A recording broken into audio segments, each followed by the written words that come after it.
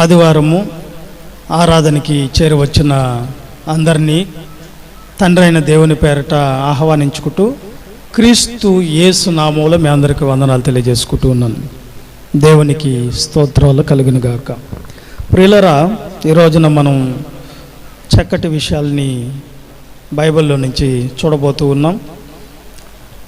దేవునిని ఎందుకు నమ్మాలి, అసలు దేవుణ్ణి ఎందుకు తెలుసుకోవాలి, దేవుని వద్దకు ఎందుకు రావాలి, ఎందుకు ఆయనని విశ్వసించాలి, అసలు దేవునిని మనము ఎందుకు నమ్ముకోవాలి, నిజ దేవుణ్ణి ఎందుకు నమ్మాలి.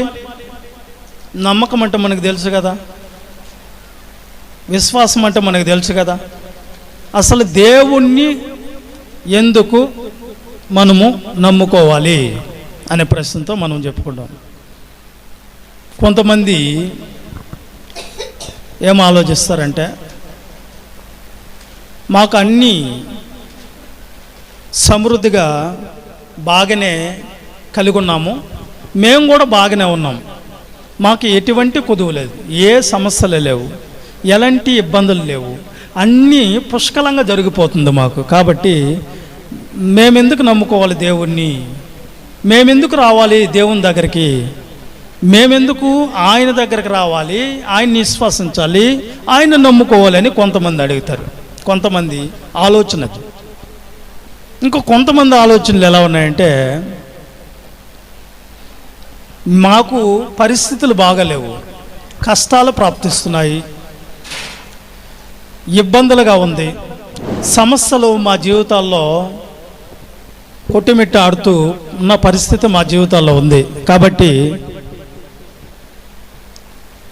బాధలకి, కన్నీళ్ళకి, కష్టాలకి నలిగిపోయిన బ్రతుకులో దేవుణ్ణి నమ్ముకుంటే మాకు ప్రయోజనము, లాభము, ఈ భౌతికంగా మేము అన్నీ కూడా కలిగి ఉంటాము అని కొంతమంది నమ్ముతుంటే, కొంతమంది నువ్వెందుకు దేవుణ్ణి నమ్మి దేవుని దగ్గరకు వస్తున్నావు, మందిరానికి వస్తున్నావు అంటే, మా యొక్క పిల్లలకి పెళ్ళిళ్ళు కాలేదు కాబట్టి వాళ్ళకి పెళ్ళిళ్ళు అవుతాయని కొంతమంది నమ్ముకుంటే, కొంతమంది నాకు ఇల్లు ఇస్తాడు యేసుక్రీస్తు ప్రభుని నమ్ముకుంటే కొంతమంది వస్తే, కొంతమంది నేను ఎగ్జామ్లో పాస్ అవుతానని కొంతమంది నమ్ముకుంటే, కొంతమంది మాకు గర్భఫలాలు కావాలని నమ్ముకుంటే, కొంతమంది మాకు దేవుడు వల్ల ఏదో ఒక లాభం, ప్రయోజనము ఇస్తాడేమో, దేవుడు ఆస్తి ఇస్తాడేమో, ఐశ్వర్యం ఇస్తాడేమో, డబ్బు ఇస్తాడేమో, ఆరోగ్యం ఇస్తాడేమో, ఈ భూమి మీద భౌతికంగా మాకు అన్ని విషయాలలో మేము బాగుండేటట్లుగా దేవుణ్ణి నమ్ముకుంటే బాగుపడతామని భౌతికంగా నమ్మిన వాళ్ళు కొంతమంది ఉన్నారు. ఇంతకీ అన్నీ బాగున్నాయి, మాకు దేవుడు అవసరం లేదు అనేవాళ్ళు ఉన్నారు. మాకు కష్టాలు వచ్చినాయి, కన్నీళ్ళు వచ్చాయని దేవుణ్ణి నమ్మిన వాళ్ళు ఉన్నారు. మాకు అవసరతల కోసము నమ్మిన వాళ్ళు ఉన్నారు. కొంతమంది కోర్టు సమస్యలు పోతాయని నమ్మిన వాళ్ళు ఉన్నారు. కడుపు నొప్పి పోతుందని నమ్మిన వాళ్ళు ఉన్నారు. తల నొప్పి కోసం కూడా నమ్మిన వాళ్ళు ఉన్నారు. ఏదో ఒక లాభం కోసమే దేవుణ్ణి నమ్మిన వాళ్ళు ఉన్నారు. కానీ నిజానికి దేవుణ్ణి ఎలా నమ్మాలి మనం, అసలు దేవుని యొద్దకి ఎందుకు రావాలి, అసలు దేవుణ్ణి ఎందుకు మనం విశ్వసించాలి అంటే ఇట్లన్నిటి కోసం కాదు, ఇట్లన్నిటి కోసం కాదు. నిజానికి అయితే దేవుడు భౌతికంగా దేవుడు చేయగలడు, ఆత్మీయంగా కూడా దేవుడు చేయగలడు. ఆయనకి అసాధ్యమైనది ఏది కూడా లేదు దేవుని చేతులు. కానీ దేవుణ్ణి ఎందుకు నమ్మాలి తెలుసా? ఈ భౌతికంగా ఆశాస్పదమైన వాటి కోసం కాదు మనం నమ్మాలంచింది. పౌలు గారు అంటాడు, ఎందుకు నమ్ముకోవాలి దేవుణ్ణి? ఈ జీవితం మట్టుకేనా, ఈ జీవితకాలం మట్టుకైనా దేవుడు మనకు అవసరమైందని ఒకసారి 1 కొరింథీయులకు రాసిన పత్రిక 15వ అధ్యాయము 19వ వచనాన్ని ఒకసారి చదువుకుందాం. చూడండి. 1 కొరింథీయులకు రాసిన పత్రిక, ఈ జీవిత కాలం మట్టికే మనము క్రీస్తునందు నిరీక్షించువారమైన ఎడల మనుషులందరికంటే దౌర్భాగ్యులమవుతాము. చాలు. ఏం చెప్పబడదండి బైబిల్? ఏం చెప్పబడ్డది? ఈ జీవిత కాలం మట్టుకే భూమి మీద ఒక జీవితం ఉంది. ఆ జీవితం అనేది మనిషి ఆయుష్ కాలము 70 సంవత్సరాలు, అధిక బలం ఉన్నాడన 80 సంవత్సరాల వరకే. మీరు క్రీస్తును నమ్ముకుంటే దేవుణ్ణి నమ్ముకుంటే మీరు మనుషులందరికంటే కూడా ఏమైపోతామంట, మనము ద్రౌభాగ్యులమైపోతాము. అంటే ఈ జీవితకాలం మట్టుకే నాకు దేవుడు అవసరత ఉంది. ఈ జీవితంలో దేవుడు నాకు ఒక ఇల్లు ఇస్తాడు, దేవుడు నా పిల్లలకు పెళ్ళిళ్ళు చేస్తాడు, దేవుడు నాకు పాస్ అయ్యేదానికి సహాయం చేస్తాడు, దేవుడు నా కోర్టు సమస్యల నుంచి విడిపిస్తాడు, నా అనారోగ్య పరిస్థితులను కూడా బాగు చేస్తాడని నువ్వు దేవుణ్ణి నమ్మకూడదు. ఇవన్నీ కూడా ఈ జీవితకాలం మట్టుకే, ఇవన్నీ కూడా ఈ జీవితకాలం మట్టుకే. మనకు ఈ జీవితకాలం మట్టుకు ఏముంటాయి, మనతో కూడా ఏమొస్తాయి, ఏం రావు తెలుసా? కనీసం మన శరీరంలో ఉన్నటువంటి నీ చేతి వేళ్ళు అని చెప్పుకుంటున్నావు, నీ చెయ్యి వేలు నీతో కూడా రాదు, నీ ముఖం అని చెప్పుకుంటున్నావు, నీ కళ్ళు అని చెప్పుకుంటున్నావు, నీ చెవులు అని చెప్పుకుంటున్నావు కదా, అవి కూడా నీతో రావు. నీ దేహమే నీతో కూడా రానే రాదు. ఈ దేహమే నీతో రాదు. ఈ జీవితకాలం మట్టుకే ఈ దేహం ఉంటుంది. ఆ తర్వాత మన్ను అయి ఉన్నది మళ్ళీ ఏమైపోతుంది, మట్టి అయిపోతుంది. నువ్వు ఏ దాని కొరకు ప్రయాసపడుతున్నావు, దేని కొరకు నిరీక్షిస్తున్నావు, దేని కొరకు దేవుణ్ణి నమ్ముకున్నావో తెలుసా? ఈ శరీరంలో బాగుండాలని, ఈ శరీరంతో నేను సుఖపడాలని నువ్వు నమ్ముకున్నావు దేవుణ్ణి, నువ్వు దేవుని ఎద్దుకు వస్తున్నావు. కానీ దేవుడు అయితే ఏం చెప్తున్నాడంటే, ఈ జీవితం మట్టుకైతే నువ్వు నిరీక్షిస్తే, నమ్ముకుంటే మనుషులందరికంటే నువ్వేమైపోతావంట, దౌర్భాగ్యురాలివి, దౌర్భాగ్యుడు అయిపోతావు. వీటి కోసం దేవుణ్ణి నువ్వు నమ్మని అవసరం లేదు. ఎందుకు తెలుసా? భౌతికంగా దేవుడు మంచివారికి మేలు చేస్తాడు. ఈ భూమి మీద ఉపకారే, చెడ్డవారికి కూడా ఆయన ఈ భూమి మీద ఉపకారే. ఎందుకంటే ఎండ అనేది ఇచ్చినాడు, సూర్యుడనే ఆయన ఇచ్చాడు. సూర్యుడు మంచోళ్ళకి ఒకలాగా చెడ్డోళ్ళకి ఒకలాగా వస్తాడా? వర్షం ఇచ్చాడు, వర్షం అనేది చెడ్డ వాళ్ళకి మంచి వాళ్ళ వరకే వచ్చి చెడ్డ వాళ్ళకి రాదా? భూమి అనేది ఇచ్చాడు, భూమి అనేది చెడ్డ వాళ్ళకి మంచి వాళ్ళకి ఇద్దరికీ ఇచ్చాడు. పంట అనేది అంతే, గాలి అనేది నువ్వు పీల్చుకుంటున్న గాలి అనేది అంతే, నీళ్ళు అనేది అంతే. అర్థమైందా? ఈ భూమి మీద నీకు ఏం కావాలన్నా అందరికి ఉపకారిగా ఉండి అందరినీ ఆయన మేలు చేసిన వాడే, అందరికి చేస్తాడు. ఈ భూమి మీద ఎవ్వరికి కూడా ఆయన అన్యాయం చేయలేదు, అందరికీ న్యాయమే చేశాడు. ఎందుకంటే అందరమే ఆయన సంతానం కాబట్టి, ఆయన ద్వారా వచ్చిన వాళ్ళు కాబట్టి, వాడు చెడ్డోడైనా మంచోడైనా ఎలాంటోడైనా సరే నా గర్భం నుంచి వచ్చిన వాళ్ళు కాబట్టి, ఆ బిడ్డ చెడ్డోడు పుట్టినా మంచోడు పుట్టినా మనం పడేయం, వాడిని నాశనాన్ని మనం కోరుకోము. ఎప్పుడు కూడా తల్లిదండ్రుల మనసు ఎలా ఉంటుందంటే, వాడు చెడు బతికినోడైనా సరే నాకు పుట్టినోడు కాబట్టి వాడు కూడా నేనేం చేయాలి, మేలే చేయాలి, ఉపకారమే చేయాలి అని ఎలాగైతే మనం ఆలోచిస్తామో దేవుడు కూడా అన్యాయస్తుడు కాదు. చెడ్డోళ్ళకైనా మంచోళ్ళకైనా ఈ భౌతికంగా అన్నీ సమానంగా దేవుడు ఇచ్చాడు.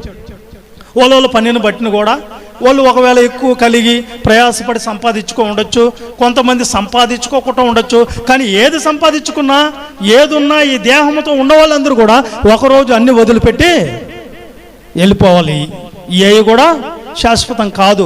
వాళ్ళు ఏ పదవిలో ఉన్నా సరే, వాళ్ళు ఏ హోదాలో ఉన్నా సరే, ఆయన చీఫ్ మినిస్టర్ అయినా సరే, ప్రైమ్ మినిస్టర్ అయినా సరే, రాష్ట్రపతి ప్రెసిడెంట్ ఆఫ్ ఇండియా అయినా సరే, ఎవరైనా సరే ఈ దేహాన్ని వదిలిపెట్టేసి వెళ్ళిపోవాల్సిందే.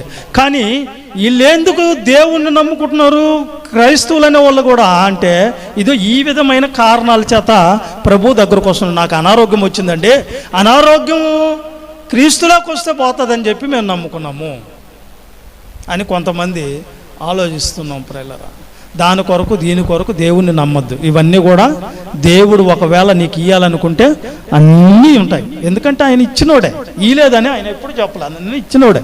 దేవుడు అన్నీ ఇచ్చాడు. కాకపోతే ఏంటంటే మనము ఈ జీవితకాలం మట్టుకే క్రీస్తునందు నిరీక్షించిన వారమైతే, నమ్మిన వారమైతే మనుషులందరికంటే దౌర్భాగ్యురాలివి, దౌర్భాగ్యుడివి నువ్వు.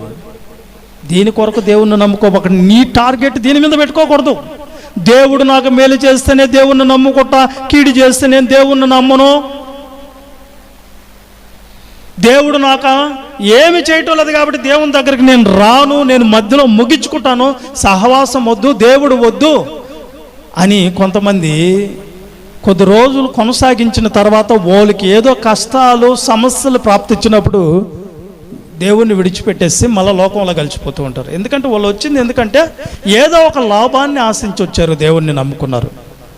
కానీ లాభాన్ని ఆశించి కానీ ఈ జీవితకాలం మట్టుకుండే వాటి కోసం కానీ నువ్వు దేవుణ్ణి నమ్మితే ఏదో ఒక రోజు నువ్వు లోకంలో పడిపోతావు, దేవునికి దూరం అయిపోతావు, దేవుణ్ణి విడిచిపెట్టేస్తావు.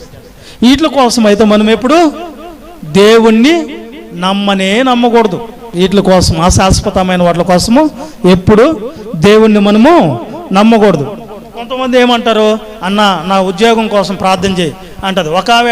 ఒక ఆవిడ వచ్చింది, ఏమంటుంది ఆవిడ అంటే, అన్నయ్య నాకు పొలం 1 ఎకరా కావాలన్నయ్య, దేవుణ్ణి ప్రార్థన చేస్తా ఉన్నాను, మా ఊరు పక్క పొలాలు 30 లక్షలు 1 ఎకరా దేవుడు ఇచ్చేటట్టుగా ప్రార్థన చేయి అన్నయ్య అని నాకు చెప్తుంది. అంటే 30 లక్షలు పెట్టి దేవుడు ఆమెకేం తీసేయాలడా, పొలం తీసేయాలట. ఉద్యోగం కోసం అన్నయ్య నాకు ఉద్యోగం అంటే చిన్న ఉద్యోగం కాదన్నయ్య, 30,000 కాదు 40,000 కాదు, నాకు కావాలని ₹1,00,000 పైన ఉండాలి ఉద్యోగం అంట. వీళ్ళు చదివిన చదువు చూసారా. ఒక ఆమె అంటది, అన్నయ్య నాకు అందరికంటే ఆరోగ్యం బాగుండాలి, బాగున్నప్పుడేమో ఈమె జడగొట్టుకుంది అన్నీ. ఆ తిరుగుడు తిరిగి ఈ తిరుగుడు తిరిగి మాట వినకుండా ఎట్టబడితే అటు జీవించి మొత్తం అనారోగ్యం తెచ్చిపెట్టుకుంది. అంతే కదా. అనారోగ్యం వచ్చినప్పుడు ఏం చేయాలంటే దేవుడు మళ్ళీ ఎవడికి ఏం చేయాలంటే మళ్ళా ఆరోగ్యం ఇచ్చేయాలట. ఆరోగ్యం ఇచ్చేసి మళ్ళీ ఏం చేస్తుంది, మళ్ళీ తిరుగుతుంది దేవుణ్ణి వదిలిపెట్టి. అందుకే ఆరోగ్యం కావాలి. బలం ఉంటే ఆరోగ్యం ఉంటే దేవుని దగ్గర కూర్చోరు, ఎవరు రారు, నమ్మరు. ఏదైనా కష్టం వచ్చితేనే దేవుడు, మనకు కూడా దేవుడు గుర్తుకు రావాలంటే ఎప్పుడు గుర్తుకు వస్తాడు, వస్తే అనారోగ్యం అన్న రావాలి, లేకపోతే ఆదివారం అన్న రావాలి. ఆదివారం తీసుకున్న బైబిల్ మళ్ళీ ఆదివారం దాకా నీ చేతిలో ఉంటే అప్పుడు అడగండి. మధ్యలో ఎప్పుడన్నా బైబిల్ తీస్తారు మీరు? ఆదివారం పట్టుకున్న బైబిల్ మళ్ళీ ఎప్పుడు వస్తుంది చేతిలోకి? మళ్ళీ ఆదివారం పట్టుకుంటారు. అప్పుడు దాకా ఏడ ఉంటుంది, ఎక్కడ ఉంటుంది? దుమ్ము పట్టేసి ఉంటుంది. ఆ దుమ్ముని ఊదుకొని అని ఊది దాన్ని తట్టుకొని శుభ్రంగా తుడుచుకొని అప్పుడు తెస్తారు బైబిల్. బైబిల్ అంటే లెక్కలేదు. ఇది దేవుణ్ణి నమ్మేది మనము.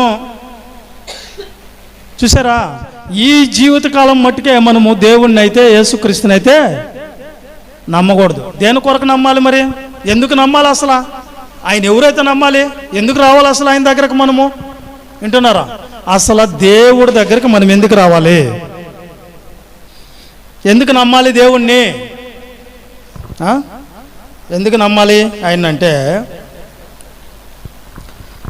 దేవుని దగ్గరకు మనం ఎందుకు రావాలి, ఎందుకు నమ్మాలి అంటే, దేవుడు మనల్ని కన్న తండ్రి. దేవుడు ఎవరంట?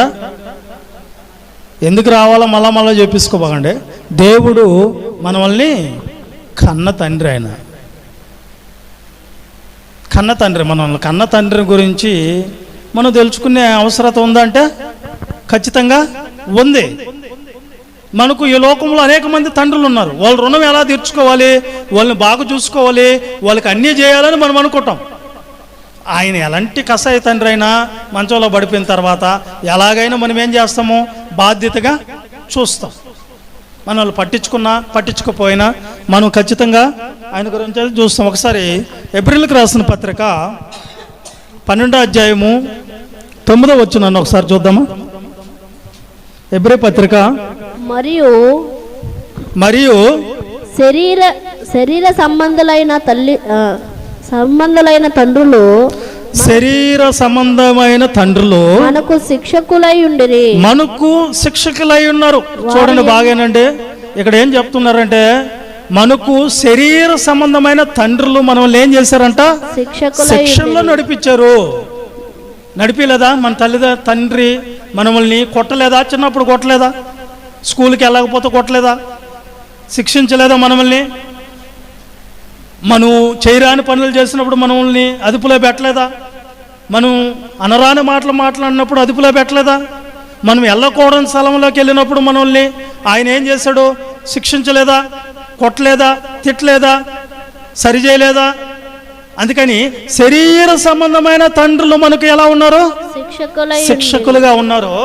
వారి యందు భయభక్తులు కలిగి ఉంటివి. అయినా గాని వారి యందు భయభక్తులు కలిగి ఉన్నాం మనం. అట్లయితే ఆత్మలకు తండ్రైన వానికి మనము మరి ఎక్కువగా బ్రతుకు వల్ల లోబడి బతకాలి కదా అంటున్నాడు ఆడ. మీరు శరీర సంబంధమైన తండ్రులకే మనం ఎంత భయపడతాము, ఏ విధమైన విధేయత చూపిస్తాము. మా నాన్న ఆయన, మీ నాన్న ఎవరో? మా నాన్న ఆయన, మా డాడీ ఆయన, మా తండ్రి ఈయన అని మీరు ఎలాగైతే తండ్రిని గౌరవంగా ప్రేమిస్తారో మీ ఆత్మలకు తండ్రి అయిన వానికి మరీ ఎక్కువగా ఏం చేయాలంట? లోబడి బతకాలి కదా, లోబడి బతకాలి కదా. ఆయన మనకు తండ్రి అయి ఉన్నాడు కదా, ఆయనకు మనం పిల్లలమై ఉన్నాం కదా, ఆయనకి మనము లోబడి ఉండాలి కదా. ఆయనే కదా సమస్తాన్ని, నీకు శరీర సంబంధమైన తండ్రిని కూడా కలిగించింది ఎవరు, పుట్టించింది ఎవరు, సృష్టించింది ఎవరు అంటే దేవుడే కదా. నీకు ఈ శరీర సంబంధమైన తండ్రిని ఇచ్చిన ఆయన కదా. అందుకని ఆయనకి మరీ ఎక్కువగా మనం ఏం చేయాలంట? భయపడి లోబడి ఉండాలి. ఎలా ఉండాలంట? ఆయన మాటలకి మనము విధేయులు అవ్వాలి. ఆయన మాటలకి మనము ఏమైపోవాలి? లోబడి మన జీవితాన్ని దిద్దుకొని బతకాలి అంటుంది బైబిల్. ఆయన తండ్రి, మన ఆత్మను కలిగించింది ఆయనే, శరీరాన్ని నిర్మించింది ఆయనే. కానీ మనం తాత్కాలికంగా 4 రోజులు ఉండే బంధాలలో ఉన్నటువంటి తల్లికి తండ్రికి మనము ఎంత మర్యాదనిస్తున్నామో, అంత లోబడి బతుకుతున్నాము. వాళ్ళ రుణాన్ని కూడా తీర్చుకుంటున్నాం కదా. ఎందుకు? ఆయన ఎందుకు చూశారు? మీరు మంచంలో పడిపోతే మిమ్మల్ని ఏం పట్టించుకోలేదంటే మమ్మల్ని కన్నాడు కాబట్టి మేము చూసే బాధ్యత ఆయనకు ఉందా అన్నప్పుడు ఆయన రుణాన్ని మేము తీర్చుకోవాలి కదా. మా చిన్నప్పుడు మా ఆలన పాలన చూశాడు, మాకు నడక రాకపోతే ఆయన చేయబట్టి మాకు నడక నేర్పించాడు. కాబట్టి మాకు చిన్నతనంలో ఏమి లేకపోయినా ఇంట్లో మమ్మల్ని పోషించేదానికి కష్టపడి చెమట గార్చేవాడు అని మనం శరీర సంబంధమైన తండ్రుల గురించే ఇంత మనం ఆలోచిస్తే మరి ఆ తండ్రిని కూడా సృష్టించిన సృష్టికర్త అయినటువంటి తండ్రికి మరి ఎక్కువగా మనం ఏం చేయాలి? లోబడి బతకాలి. ఆయన మనకి తండ్రి, ఆయన్ని నమ్ముకోవాలి, ఆయన మీద ఆధారపడాలి. ఒక తండ్రి మీద పిల్లలు ఎలాగైతే ఆధారపడి ఎలాగైనా సరే మమ్మల్ని పోషిస్తాడు మా నాన్న, మమ్మల్ని దిక్కులుగా వదిలిపెట్టడం మా నాన్న అని మనం ఎలాగైతే ఈ భూమి మీద ఆధారం పెట్టుకుంటామో అంతకంటే మరి ఎక్కువగా మనం ఆధారపడాల్సింది ఎవరి మీద? పరలోకంలో ఉన్నటువంటి తండ్రి మీద ఆధారపడాలి కదా. పరలోకంలో ఉన్న ఆయన మీద మనం ఆధారపడాలి కదా. ఆయన మనకి తండ్రి కదా. ఆయన రుణాన్ని మనం తీర్చుకునేదానికి సిద్ధపడాలి కదా. ఈ శరీర సంబంధమైన తండ్రి రుణాన్ని తీర్చుకునేదానికి మనం ఎన్నో ప్రయత్నాలు చేస్తాం. ఎన్నో నిద్రలేని రాత్రులు గడిపిన రోజులు ఉంటాయి. ఆకలిని మర్చిపోయి బాధపడిన రోజులు ఉంటాయి ఆయన కోసము. ఎందుకంటే మా నాన్నకు బాగాలేదు కాబట్టి మేము అన్నం మర్చిపోయాము, నిద్ర మర్చిపోయాము కాబట్టి ప్రయాసపడుతున్నామని మీరు ఎలాగైతే మనం అనుకుంటాం, ఆయన రుణాన్ని తీర్చుకునేదానికి రే అనక పొగులనక ఆయన బతికించుకునేదానికి ఎంత ప్రయాసపడతామో తాత్కాలికంగా టెంపరవరీగా ఉన్న తండ్రికే మరి మన తండ్రి ఆత్మల్ని అలాగే శరీరాన్ని నిర్మించినటువంటి పరలోకంలో ఉన్న తండ్రి రుణాన్ని మనం తీర్చుకునేదానికి ఎప్పుడన్నా ఆలోచిస్తున్నామా? ఆయన గురించి తెలుసుకునేదానికి ఆలోచిస్తున్నామా? ఆయన కోసము ఆయన్ని నమ్ముకునేదానికి ఆలోచిస్తున్నామా? ఆయన కోసము ఆయన రుణం కోసము బ్రతికేదానికి సిద్ధపడుతున్నామా? ఆలోచించండి. ఇప్పుడు బైబిల్ అది అంటుంది, బైబిల్ అంటుంది అలాగా, బైబిల్ అంటుంది మన గురించి అలాగా అంటుంది బైబిల్. శరీర సంబంధమైన తండ్రులనే వాళ్ళ శిక్షకే మీరు అలాగా భయభక్తులు కలిగి ఉంటే మరి పరలోకపు తండ్రి అయిన దేవునికి మనం ఎలాగైతే మనం రుణముగా ఆయనకి ఎలా లోబడి బతకాలి అనేది ఆలోచించండి. మా నాన్న అని ఆయన గురించి చెప్పుకోగలుగుతున్నామా? నా తండ్రి ఆయన అని చెప్పుకోగలుగుతున్నామా? మా తండ్రి మాట మేము గెవ దాటము, ఆయన గీసిన గీతం దాటము, ఆయన కోసము మా జీవితం అంతా త్యాగంగా బతుకుతాము అని ఎప్పుడు మన మనసు పరలోకం వైపు తిప్పే ఉన్నామా? 24 గంటలు భూమి మీద ఉన్న మనుషుల మీద పెట్టుకొని ఉన్నామా? భూమి మీద ఉండే మనుషుల మీద ఉన్నంత ఆతృత, అభిమానము, వాళ్ళకు చూపించే భయము పరలోకములో ఉన్న తండ్రి అయిన దేవునికి మాత్రం మనం ఎప్పుడు చూపెట్టము. అందుకని ఈ లోకంలో ఉన్న వాళ్ళందరినీ కలిగించినటువంటి సృష్టికర్త అయిన ఆత్మల తండ్రి అయినటువంటి దేవునికి మనందరం ఎలా ఉండాలి? ఎలా ఉండాలి? లోబడి జీవించాలి. ఎందుకు నమ్ముకోవాలి దేవుడిని అంటే ఆయన్ని తెలుసుకోవాల్సిన అవసరత. ఎందుకు నమ్ముకోవాలంటే ఆయన మన కన్న తండ్రి, మనల్ని కన్నవాడు, నీ తల్లిదండ్రులని కన్నవాడు, నీ తాతల్ని తరతరాలని కన్నవాడు ఆయనే. కాబట్టి ఆయన్ని నమ్ముకోవాలా, ఆయన మీద ఆధారపడాలా, ఆయన్ని తెలుసుకోవాలా. అందుకొరకే ఆయన్ని నమ్ముకోవాలి. ఎందుకు నమ్ముకోవాలి దేవుణ్ణి? ఆయన మనకు తండ్రి, ఆయన తండ్రి, సమస్తాన్ని ఇచ్చింది ఆయనే కదా. ఆయన తండ్రి అన్నాడు అక్కడ. ఆత్మలకు తండ్రి అయిన దేవునికి మనము మరి ఎక్కువగా ఏం చేయాలంట? లోబడి బ్రతకాలి కదా. మన సృష్టికర్త అయిన దేవునికి ఇంకా ఎక్కువగా లోబడి బ్రతకాలి కదా అంటున్నాడు అన్నమాట దేవుడు. ప్రియులారా, మనం గమనిస్తూ వస్తే దేవుని తెలుసుకోవాల్సిన అవసరం ఏంది అసలు మనకు? అసలు మనం ఎవరి మీద తెలుసా? అపోస్తల కార్యాలు 17వ అధ్యాయము. మీరు ఎవరి గురించి చెప్పుకుంటున్నారో, నువ్వెవరికి పుట్టావమ్మా, నీ జన్మ కారణం ఎవరమ్మా? మా అమ్మ పేరు మార్తమ్మ, మా నాన్న పేరు శారయ్య అని చెప్పుకుంటున్నారు మనం ఈ భూమి మీద. కానీ ఏ రోజైనా నన్ను కన్నది, నా జన్మ కారణమైంది, నా పుట్టుకు కారణమైంది పరలోక తండ్రి అని ఎప్పుడన్నా చెప్పారా? ఎవరన్నా చెప్తున్నారా? చెప్పటం లేదు కదా. అందుకని అపోస్తల కార్యాలు 17వ అధ్యాయము 28వ వచనాన్ని ఒకసారి చూద్దాం, చూడండి. మనం ఆయన యందు బ్రతుకుచున్నాము. మనమైతే మనం బతికేదానికి కారణము, మనం ఈ భూమి మీద జీవించేదానికి కారణము, మనం జీవంతో ఉండేదానికి కారణము దేవుని యందు మనము బ్రతుకుతున్నాము, చలించుచున్నాము, కలిగి ఉన్నాము, ఉనికి కలిగి ఉన్నాము. అటువలే మనము ఆయన సంతానమని, ఆయన పిల్లలమని కవీశ్వరలో కొందరు చెప్పుచున్నారు. చాలు, చూసారా? మనమెవరిమి?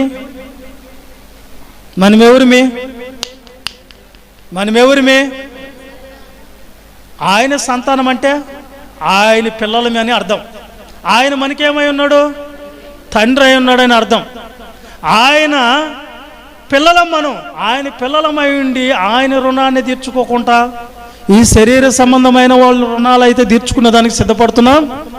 వాళ్ళ కోసం పాకులాడుతున్నాం, వాళ్ళ కోసం త్యాగాలు చేస్తున్నాం, వాళ్ళ కోసం ప్రాణాలు ఇస్తున్నాం ఈ లోకంలో. మరి పరలోకములో ఉన్న దేవుడికి మాత్రం మనము ఎప్పుడన్నా త్యాగపూర్వకంగా ఎప్పుడన్నా బతికామా? ఏ రోజైనా పరలోకములో ఉన్న దేవుడు నాకు తండ్రి అని ఏ రోజైనా చెప్పామా? ఆలోచిస్తున్నారా? ఎందుకు నమ్ముకోవాలి దేవుణ్ణి? ఆయన తెలుసుకోవాల్సిన అవసరం ఏముంది అంటే, సృష్టం వచ్చేసి సృష్టికర్త అయిన దేవుణ్ణి తెలుసుకోవాల్సిన అవసరము ఉంది. ఈ పుట్టినవన్నీ కూడా అవి ఏవైన విశ్వములో ఏమున్నా సరే, ఈ ప్రపంచాలలో ఏమున్నా సరే, అవన్నీ కూడా పుట్టింది ఎవరికి? సృష్టికర్త అయిన దేవునికి. కాబట్టి అవన్నీ కూడా ఏం చేస్తున్నాయి? సృష్టికర్తకు లోబడి బతుకుతున్నాయి. సృష్టికర్త అయిన తండ్రి అయిన దేవునికి ఏం చేస్తున్నాయి? లోబడుతున్నాయి. అలాంటప్పుడు మనమెవరిమి? మనల్ని కూడా సృష్టించింది ఎవరు? చెప్పండి. మనల్ని సృష్టించింది కూడా ఎవరు? దేవుడే. మనల్ని సృష్టించినవాడు కూడా ఎవరు? దేవుడే. ఎవరు ఆ దేవుడు?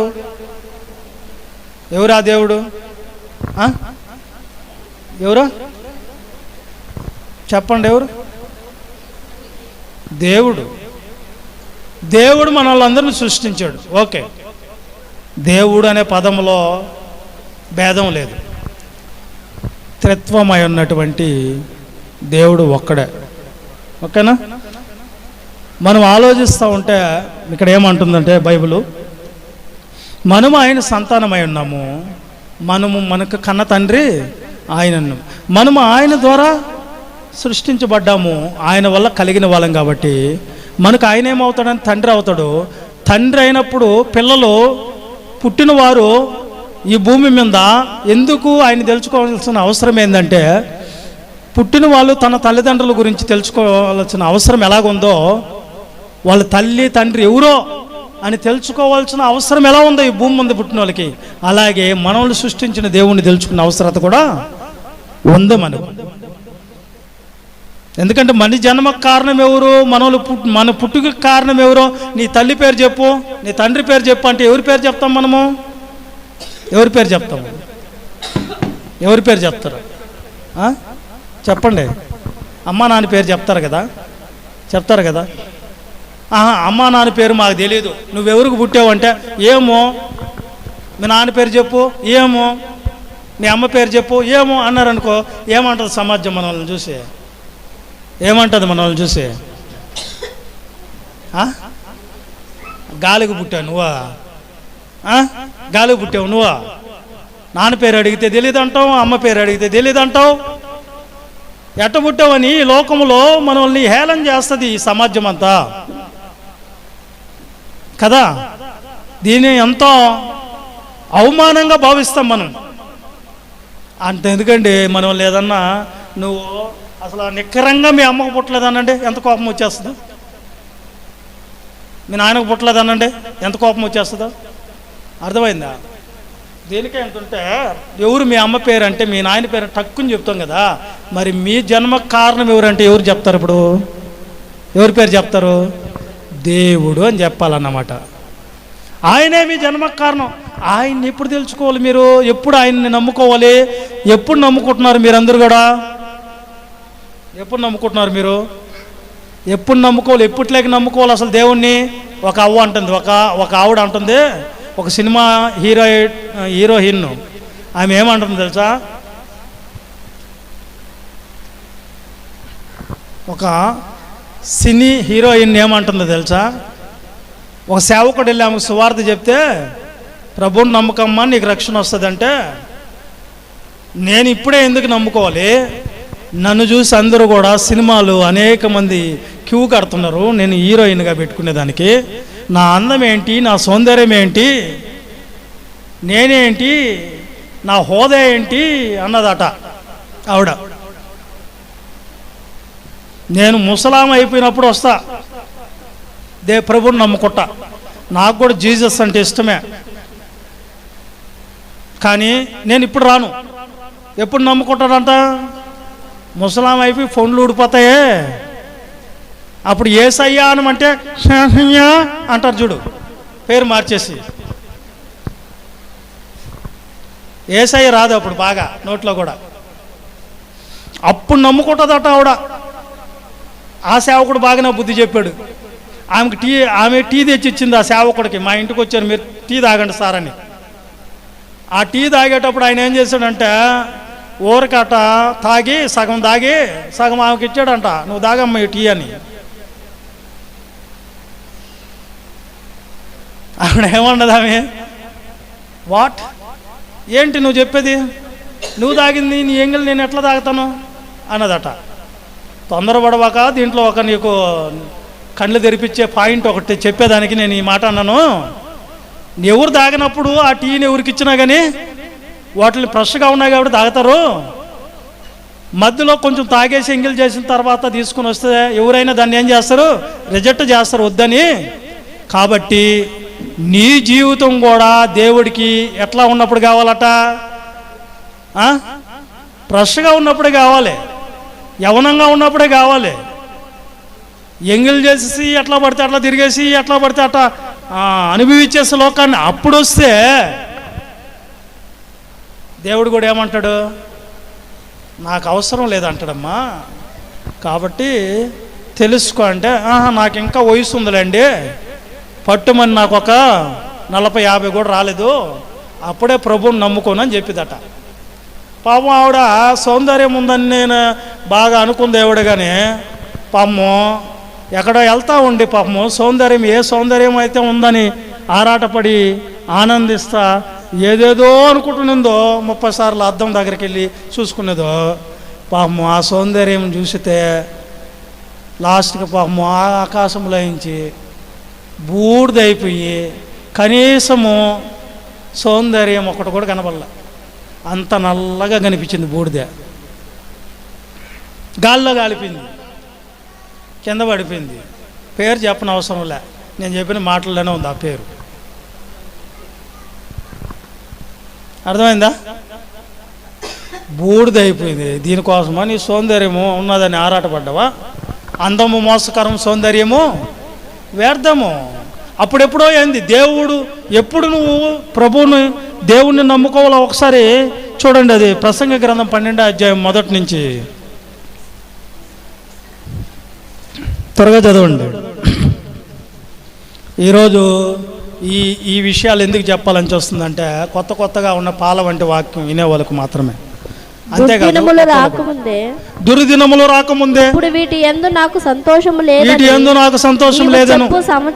సంవత్సరములు రాకముందే తేజస్సుకును సూర్యచంద్ర నక్షత్రాలకును చీకటి కమ్మక ముందే వాన వెలిసిన తర్వాత మేఘములు మరలా రాకముందే నీ బాల్య దినముల యందే నీ సృష్టికర్తను నువ్వు స్మరణకు తెచ్చుకోనైనా.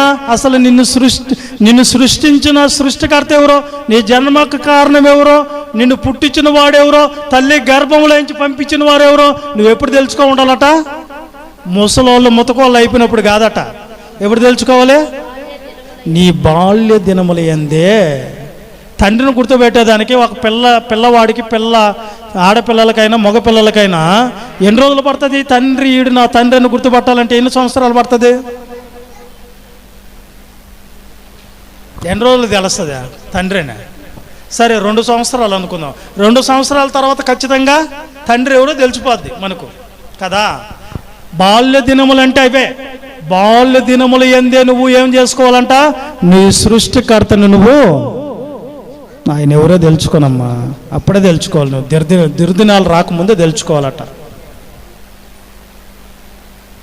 వాన వర్షి మళ్ళా మేఘాలు రాకముందే తెలుసుకోవాలట. అర్థమైందా నాన్న? అర్థమైందా లేదా? అర్థమైందా? అర్థం కాలేదా? ఎప్పుడు తెలుసుకోవాలి మనము? సృష్టికర్త అయిన దేవుడు ఎప్పుడు నమ్ముకోవాలంట దేవుణ్ణి మనం ఎప్పుడు నమ్ముకున్నాము దేవుణ్ణి? క్రీస్తుని ఎప్పుడు నమ్ముకున్నాం మనము? అప్పుడు కూడా నమ్మలా, ఎంతోమంది చెప్పినా కానీ. ఆ తర్వాత ఎప్పుడో ఒకసారి నమ్మాం. అది ఎందుకు నమ్మామో మనకే తెలీదు.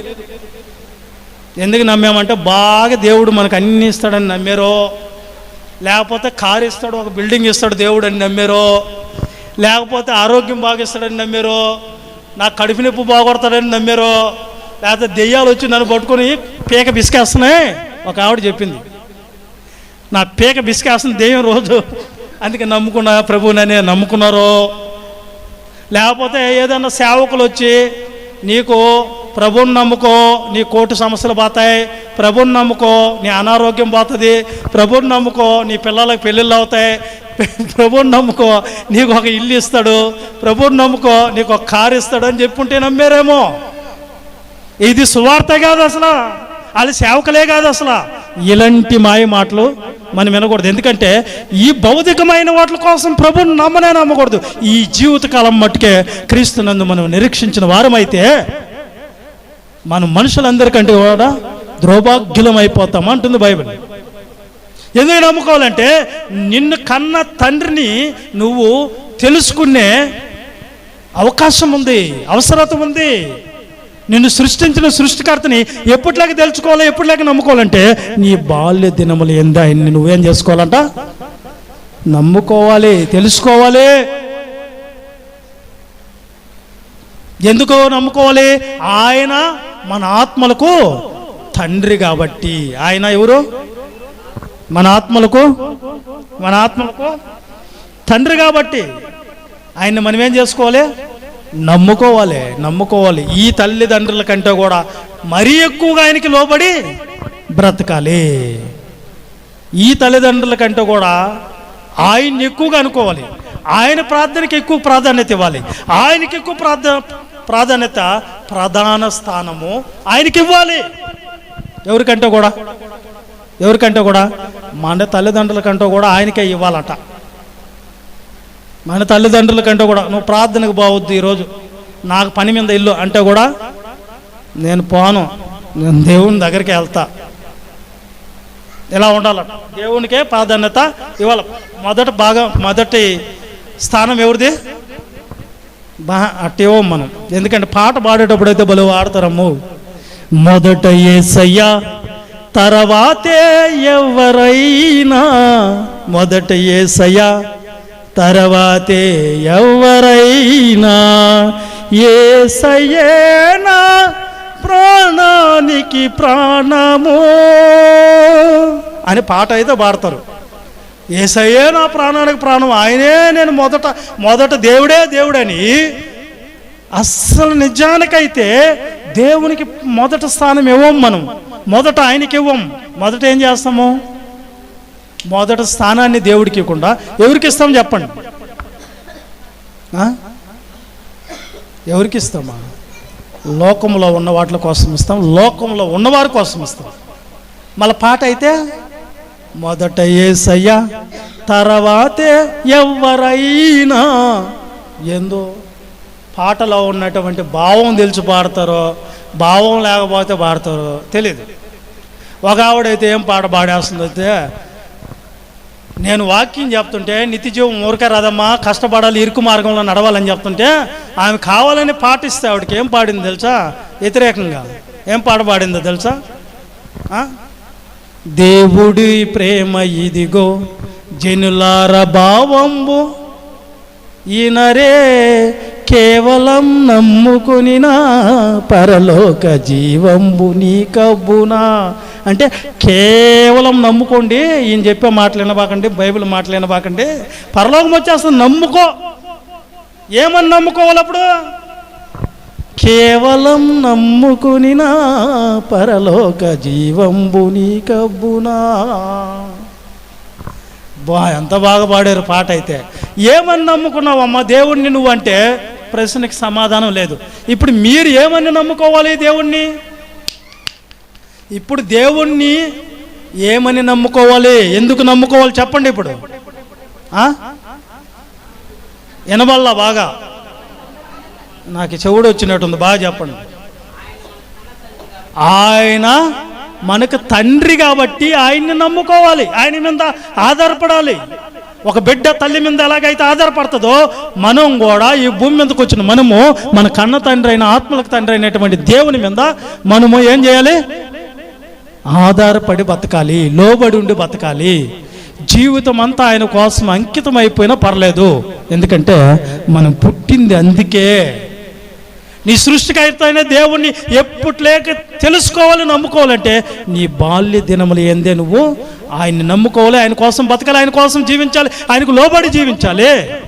నీ బాల్య దినములు ఏంది ఆడ చేసావు నువ్వు? ఆ పనుల ఇప్పుడు కూడా చేయటం లేదు.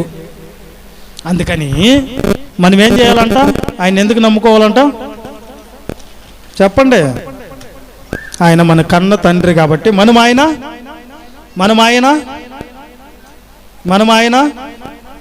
ఏం చేయాలి? మనమే ఎవరమంట? ఆయన సంతానం. ఎవరు సంతానం? మనము ఎవరు సంతానమో? మీ నాన్న పేరు చెప్పి ఇప్పుడు చెప్పండి. మీ నాన్న పేరు అంటే పరలోకపు తండ్రి చెప్పాలా. మా నాన్న ఆయన పరలోకంలో ఉన్నాడు, ఏ లోకాలన్నీ కలిగించింది ఆయన, నన్ను పుట్టించింది ఆయన, ఆయన బిడ్డను నేను అని చెప్పరు. ఎవరు ఏం చెప్పుకుంటారు? మీ అమ్మ పేరు చెప్పి అంటే మా అమ్మ పేరా బోడంకమ్మ ఒక అమ్మ చెప్తుంది. మీ నాయన పేరు చెప్పి అంటే బోడేపడు బొడ్డయ్య,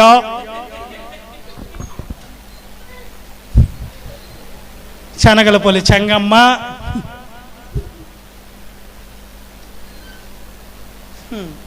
పేర్లు ఎలా పెట్టుకుని చెప్పుకుంటున్నారు. కానీ నువ్వెవరికి పుట్టావంటే డైరెక్ట్ ఎవరు పుట్టానని చెప్పాలంటే నీ అడ్రస్ ఎక్కడి నుంచి వచ్చావు నువ్వు? అసలు దేవునిలో ఉన్న మనము దేవుని దగ్గరికి వెళ్ళిపోవాలి. దేవుని పిల్లలం మనం, దేవుని సంతానం మనం. బైబిల్ చెప్పింది మీరు ఆయన సంతానమని కవీశ్వరులలో కొందరు చెప్పుచున్నారు కదా.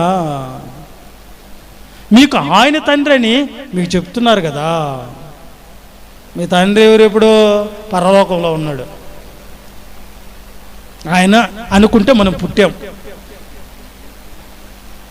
ఆయన ఇస్తే మనం అన్ని సమస్తాన్ని చేస్తున్నాం. అందుకని ఆయనకే మనం ఎలా బతకాలి? పేతురు మొదటి పత్రిక 4వ అధ్యాయము 19వ వచనంలో ఎలా బతకాలి మనము, ఏ విధంగా లోబడి ఉండాలి తండ్రికి?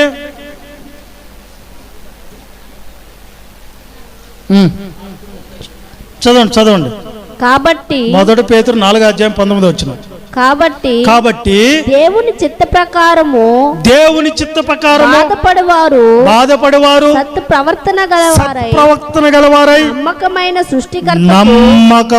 సృష్టికర్తకు మన ఆత్మల్ని అప్పజెప్పుకోవాలి. మీరు చెప్పండి, ఎవరికి అప్పజెప్పుకోవాలి మన ఆత్మలను? నమ్మకమైన సృష్టికర్త మనల్ని సృష్టించిన దేవునికి మన ఆత్మను అప్పజెప్పేప్పుడు నడుస్తున్నామా? మన ఆత్మను అప్పజెప్పామా? అప్పజెప్పారు ఎప్పుడన్నా? ఆత్మను అప్పజెప్పి నడిచారు ఎప్పుడన్నా? యేసుక్రీస్తు ప్రభువుల వారు ఏం చేశాడట? ఏం చేశాడంట? ఏం చెప్పాడు? లాస్ట్ చివరి మాట ఏం చెప్పాడు సిలువలో? నీకు అప్పచెప్తానంట, ఆయన తీసుకోవద్దు. ఆయన తీసుకోవాలి కదా, నువ్వు అప్పచెప్తే. వచ్చినప్పుడు ఎలాగొచ్చావో వెళ్ళేటప్పుడు కూడా ఎలా ఉండాలి నువ్వు? ఇంటికాడ నుంచి పిల్లల్ని మనం రెడీ చేసి పంపించి, తెల్ల బట్టలు వేసి పంపించి, రేయ్ ఏం చెప్తాం వాళ్ళకి? బట్టలు జాగ్రత్తగా రా అని చెప్తాం. అది కాబట్టి మసి ఇంత దుమ్ము ధూళి ఎంతో పూసుకొని మురుకు చేసుకొని వస్తే ఏమంటాం మనం? అక్కడే ఆగో, లోపలికి రాబాక, అక్కడాగో, చేతులు గాడు, కాళ్ళు గాడు, బట్టలు తీసేయి అంటామా లేదా? అంటాం. దేవుని దగ్గర నుంచి వచ్చేటప్పుడు మనం ఎలా వచ్చామండి? మనకేమన్నా కపటం తెలుసా? దుష్టత్వం తెలుసా? చెప్పండి, పిల్లల్లో ఉంటాయ్యా? ఏమీ తెలియదు. అర్థమైందా? కానీ వచ్చేటప్పుడేమో నీట్గా వచ్చి, పోయేటప్పుడేమో మురికంతా ఎత్తుకొని పోతే దేవుడు ఒప్పుకుంటాడా? అంతెందుకు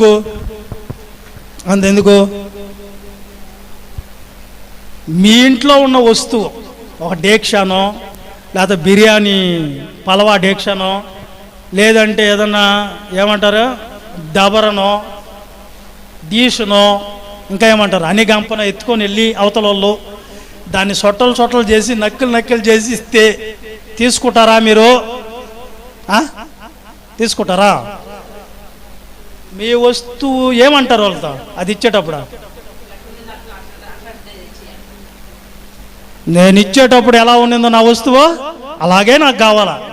దేవుడు నిన్ను పంపించేటప్పుడు ఎట్లా పంపించను, నువ్వు వచ్చేటప్పుడు కూడా నా దగ్గరికి ఎలా రావాలా? అలాగే రావాలా, లేకపోతే నాకు వద్దు. వచ్చేటప్పుడేమో దుష్టత్వం తెలియదు, పాపం అంటే ఏందో తెలియదు, అబద్ధాలంటే ఏం తెలియదు, మోసాలంటే ఏం చేయదు, కపటం అంటే ఏందో తెలియదు. ఏముండాయి? శరీర సంబంధమైనవి ఏమేమి ఉన్నాయి? పాపము, దేశము, అతిక్రమాలు, ఇంకా దురాలోచనలు, జారత్వాలు, వ్యభిచారత్వాలు, దొంగతనం, నరాచ, భేదాలు, కక్షలు, కుట్రలు, కుదంతములు, చెడితనలు, మత్సర్యాలు, దైవదోషణ, అహంభవము, అవివేకం, గర్వం, హెచ్చించుకున్న స్వభావము, ఇవన్నీ కూడా వంట పట్టించుకున్నారుగా.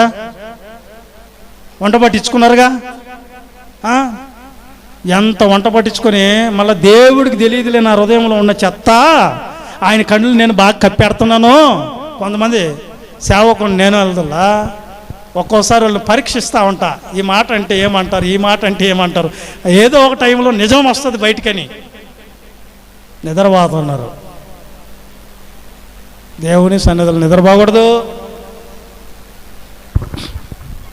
అర్థమైందా?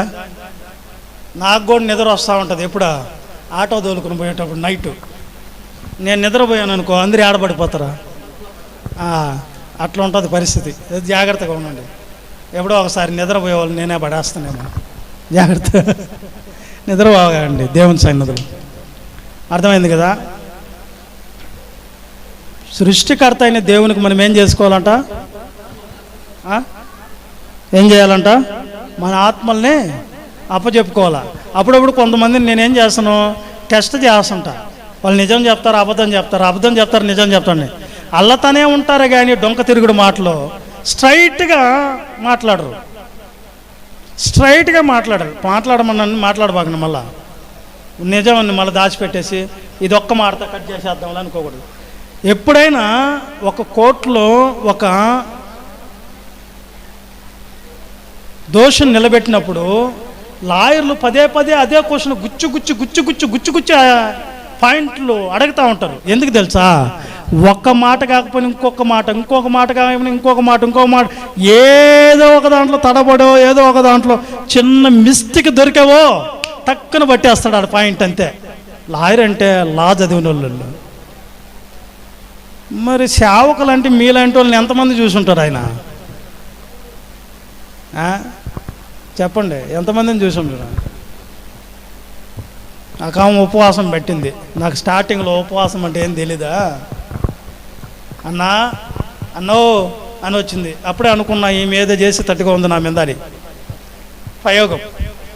అన్నా చెప్పమ్మా, మా అల్లుడు నా కూతుర్ని కొట్టేసి వెళ్ళిపోయాడు. వాడు వచ్చేదానికి చెప్పమ్మా, నువ్వు ఉపవాసం ఉండి నా కోసం ప్రార్థన చేయన్నా, నా కూతురు కోసము.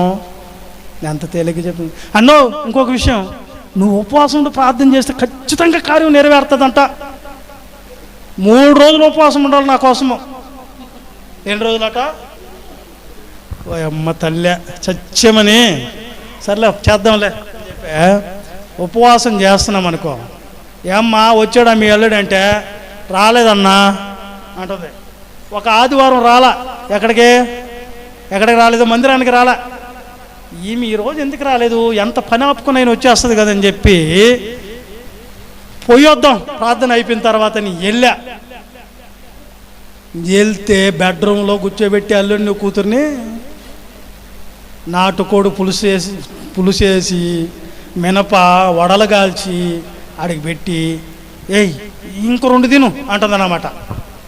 అని నేను పోతే కటన్ వేసేస్తుంది. పాస్టర్ వచ్చాడు సేవకుడు వచ్చాడని కటన్ వేసేసింది. నన్నేమో కటన్కి ఈ పక్క కూర్చోబెట్టేసింది.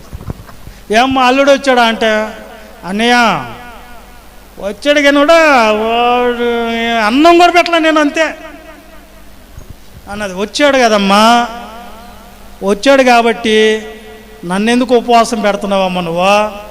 నాకు చెప్పాలి కదా. ఏం చెప్పాలి? అన్నయ్య నువ్వు ఉపవాసం ఉన్నావు, మా అల్లుడు వచ్చేసాడు అని చెప్పాలి కదా. నన్ను ఉపవాసం పెట్టేసి అల్లుడికి ఏం పెడుతుందాడా? ఇదేమన్నా న్యాయంగా ఉందా? అంటే నా కళ్ళు గప్పెట్టేస్తారు కొంతమంది, ఏం జరుగుతుందో తెలియదని. అర్థమైందా? నా కళ్ళు గప్పెడతావు. దేవుడా సరేలే అమ్మా అని చెప్పేసి ఇంక తెలియనట్టు రావాలాడా. తెలుసుకుంటూ బాధపడుతుంది, ఆమె ఫీల్ అయిపోద్ది.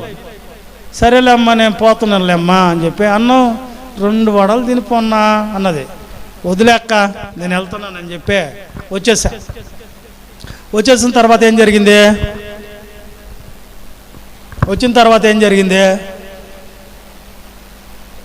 వచ్చేసిన తర్వాత మళ్ళీ వెళ్ళిపోయాడు కొట్టేసి.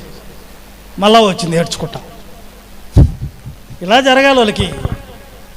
లేకపోతే నన్ను ఉపవాసం పెట్టేసి అల్లుడికేమో మర్యాదలు అంటే ప్రధాన స్థానం ఎవరికి ఉందాడా? దేవుడి మీద ఉంటే సేవకులను గౌరవిస్తారు. చూసారా? వస్తువులు పెట్టేదానికి రెడీగా ఉండబాకండి.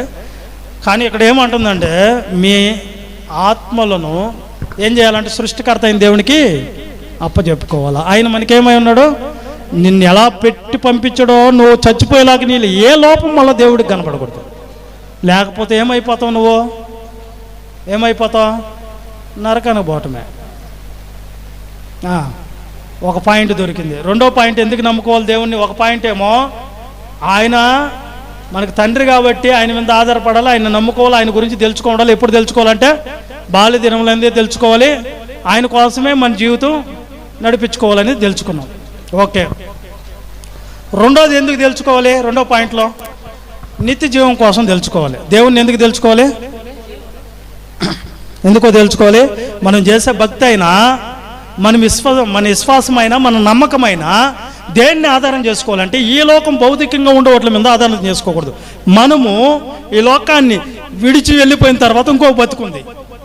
ఆ బతుకు మనం దేవుని కోసం బ్రతికితే, దేవుని కోసము మనం జీవిస్తే ఆ బతుకు ఎక్కడ ఇస్తాడంట? మనకు పరలోకం. ఆయనున్న స్థలంలో మనం కూడా యుగయుగాలు ఉండే భాగ్యం దేవుడు ఇస్తాడు. అర్థమైందా? అర్థమైంది కదా? కానీ ఎక్కడుండేది ఈ భూమి మీద ఉండేది. ఈ భూమి మీద ఉండేటువంటి బతుకే తాత్కాలికమైంది, టెంపరవరీగా ఇచ్చింది. అది ఏదైనా మనం వదిలేసి వెళ్ళిపోతాం. దీనికోసమే, ఈ దేహాని కోసమే అని చెప్పి దీన్ని హాయిగా సుఖపెట్టుకున్నా కూడా ఏదో ఒక రోజు ఈ దేహం కూడా మంది కాదు అనేది అర్థమైపోతుంది. కానీ మన ప్రయాస కానీ, మన భక్తి కానీ, మన నమ్మకం కానీ, మనం ఈ భూమి మీద పడాలంచిన కష్టం కానీ ఎందుకొరకు బతకాలండి? ఎందుకొరకు పడాలంటే నిత్య జీవం కోసం బతకాలి, పడాలి. ఏమ్మా, అంతేనా? ఎందుకొరకు? భౌతికంగా ఏదో లాభం ఆశించి రాకూడదు, దేవుణ్ణి నమ్ముకోకూడదు, ప్రభుని నమ్ముకోకూడదు. నీకు నిత్య జీవం రావాలంటే యోహాను సువార్త 17వ అధ్యాయము 3వ వచనంలో క్రీస్తు ప్రభుల వారు అంటున్నాడు. యోహాను సువార్తలో 17వ అధ్యాయం 3వ వచనంలో, అద్వితీయ సత్యదేవుడు అయిన నిన్నును నువ్వు పంపిన యేసుక్రీస్తుని వేరుగుటయే నిత్య జీవం. వీళ్ళిద్దరి కోసం తెలుసుకోవాలి. తండ్రి అయిన దేవుడిని గురించి తెలుసుకో, యేసుక్రీస్తు ప్రభుని గురించి తెలుసుకోవాలి. వీళ్ళెవరు? దేవత్వం కలిగిన వాళ్ళు, దేవుడిలో దేవత్వం కలిగిన వాళ్ళు. వీళ్ళ గురించి కంపల్సరీ మనం ఏం చేయాలంట? ఎరగాలి. తెలుసుకునేది కాదు, నమ్ముకునేది కాదు, ఎరగాలి. వాళ్ళు ఎవరు ఎరగాలి. పోయిన వారం తెలుసుకున్నాం ఒక పాయింట్. యేసుక్రీస్తు వారి ఎవరని నువ్వు ఈ శరీరంలోకి వచ్చారో, రక్త మాంసాలకు వచ్చారో, ఆయన దేవుడు కాదని కాదు, వచ్చింది ఎవరని నువ్వు ఎరగాలి. శరీరాన్ని బట్టి కాదు, ఆత్మను బట్టి. ఆయన ఎవరు తెలుసా? ఆయన మనుషుల పోలికే కాదు అని చెప్పింది బైబిల్. ఆయన నరుడు కాదు అని చెప్పింది. అర్థమైందా? ఆయన మన పోలికలు ధరించుకున్నాడే తప్ప ఆయన ఒరిజినల్గా ఆయన ఉనికి కానీ, ఆయన హోదా కానీ మనుషుల్లో కలిగింది కాదు. ఆయన పరలోకములో నివసిస్తున్నటువంటి దేవునితో సమానుడుగా ఉన్నాడని బైబిల్ చెప్పింది మనకు. అర్థమైందా? ఆయన ఎవరు? ఆయన గురించి మనం ఎరగాలి. తండ్రి అయిన దేవుని గురించి, నిజ దేవుళ్ళలో ఏ లక్షణాలు ఉన్నాయో మీరు చూశారు. నిజ దేవుళ్ళలో ఎలాంటి లక్షణాలు ఉన్నాయో, ఆయన ఉన్నాడు అన్నట్టుకు ఆధారాలు మీరు తెలుసుకున్నారు. అయితే నిత్య జీవం రావాలంటే కూడా ఏం తెలుసుకోవాలి మీరు? నిత్య జీవం రావాలంటే ఏం తెలుసుకోవాలి నాన్న? చెప్పండి. నిత్య జీవం కావాలంటే తండ్రిని ఎరగాలి, యేసుక్రీస్తుని కూడా ఎరగాలి.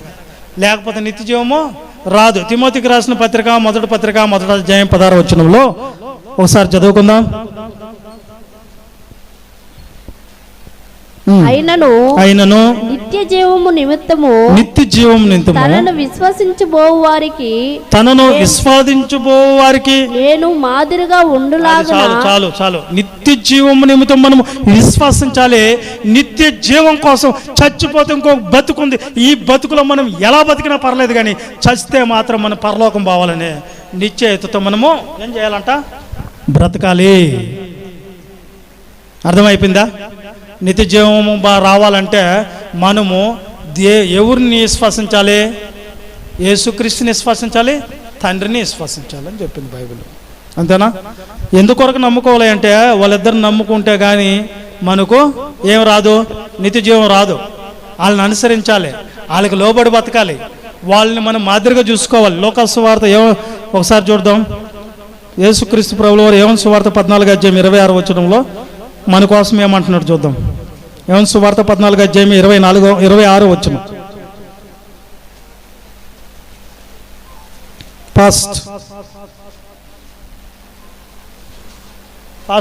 ఫాస్ట్గా 14:26 యోహాను సువార్త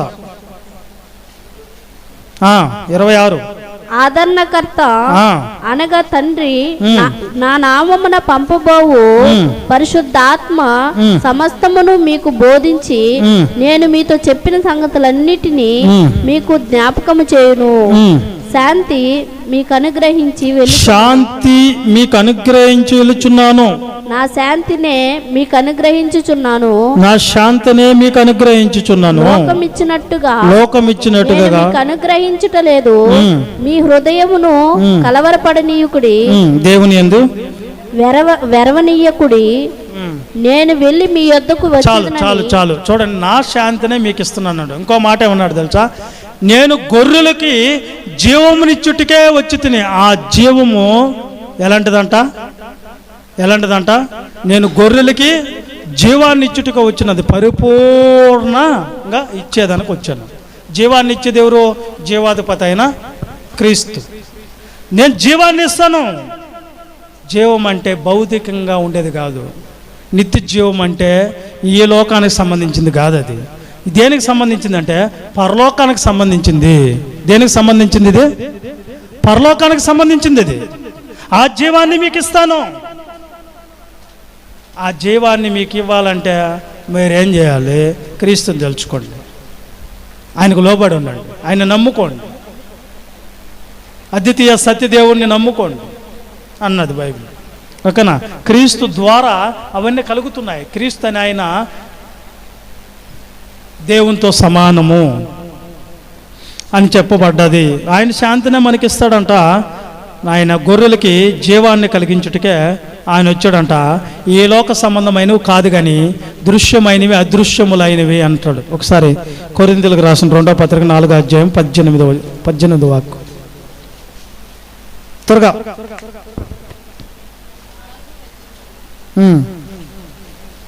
2 కొరింథీ 4:18. క్షణం మాత్రముండు. 2 కొరింథీ నిత్యమైన మహిమాభారమును కలుగజేయుచున్నది. ఎలా అనగా దృశ్యమైనవి అనిత్యములు, అదృశ్యమైనవి నిత్యములు అన్నాడు. ఇప్పుడు చూడండి, అదృశ్యమైనవంటే ఏంది? దృశ్యమైనవంటే ఏంది? దృశ్యమైనవంటే మనము కంటితో చూసాయి, అదృశ్యమైనవంటే మనకు కనబడనివి. ఇప్పుడు ఏమన్నాడు?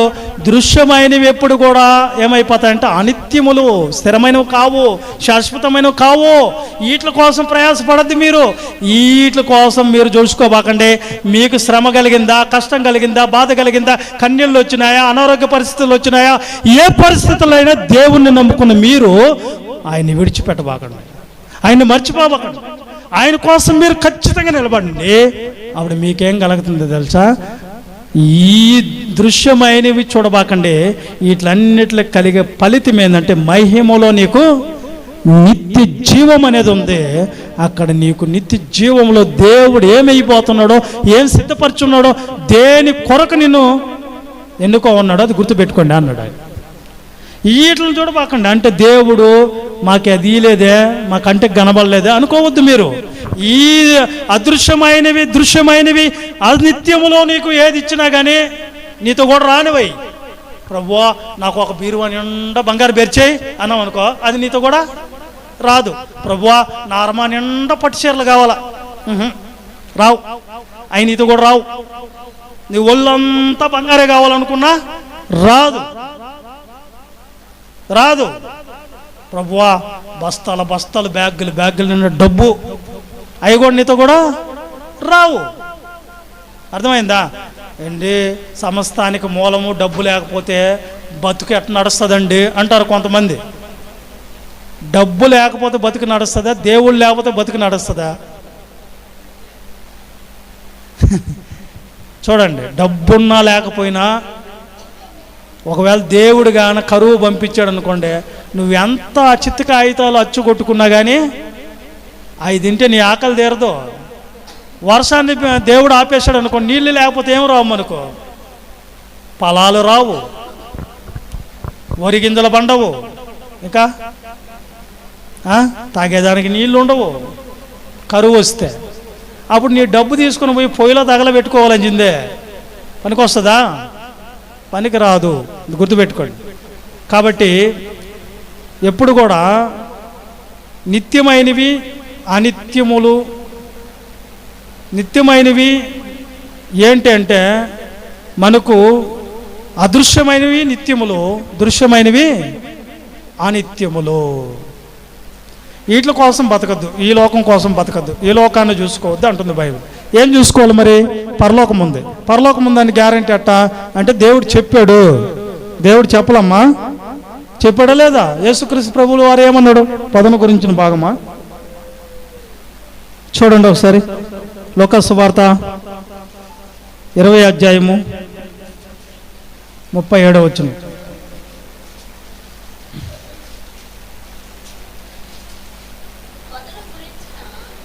ఏందే? పొదను గురించిన పొదను గురించిన భాగంలో ప్రభువు అబ్రహాము దేవుడనియో, ఇస్సాకు దేవుడనియో, యాకోబు దేవుడనియో చెప్పుచు మృతులు లేతురని మోసే సూచించెను. ఆయన సజీవులకే దేవుడు కానీ మృతులకు దేవుడు కాడు. ఆయన దృష్టికి అందరూ జీవించుచున్నారని వారికి ఉత్తరం ఇచ్చును. అంటే మనం ఏమనుకుంటున్నామంటే ఈ లోకంలో మనము ఈ లోకంలో ఉన్నప్పుడు అనుభవించాలరా, ఈ లోకంలో ఉన్నప్పుడే మనము అన్నీ సంపాదించుకోవాలరా, అన్నీ కావాలరా మనకు అంటున్నారు. ఏమంటున్నారు నాన్న? ఈ లోకంలో ఈ శరీరంలో ఉన్నప్పుడు మనం అన్నీ సంపాదించుకోవాలంట. ఆ సంపాదించుకున్న అన్నీ వదిలిపోతాడు వీడు. ది గ్రేట్ అలెగ్జాండర్ అని ఆయన తెలుసు కదా రాజు, ప్రపంచాన్ని గడగడలాడిచ్చాడంట. ఆయన ప్రపంచమంతా ఆయన గుప్పిట్లో పెట్టుకున్నాడు. ఎవరు? ప్రతి రాజు ఈయన వెళ్తున్నాడంటే ఆ దేశం మీదకి దండయాత్ర ఎత్తి గడగడ వణుకుపోయేసి, అయా నీతో యుద్ధం చేయలేం, ఈ రాజ్యం నీదే, నీ కింద మేము బానిసలం అనేసేవాడు. సలాము కొట్టి వెళ్ళిపోయేవాళ్ళు. అలెగ్జాండర్. ఈ అలెగ్జాండర్ ఆయన ప్రపంచాన్నంతా జయించేశాడు. ఒక చిన్న దోమ గరిచిందంట. చిన్న దోమకి ఏమైపోయాడు ఆయన? చచ్చిపోయేటప్పుడు ముందుగానే చెప్పాడు అంట వాళ్ళకి. ఏమని అంటే, ప్రపంచాన్ని నేను చచ్చిపోతే నా పెట్టిలో పెడతారు కదా, పెట్టిలో పెట్టినప్పుడు నా చేతులు ఏం చేయాలి మీరు? ఆ పక్క ఈ పక్క రంధ్రాలు చేసి నా చేతులు బయటకి ఎట్ట వదిలేయాలి,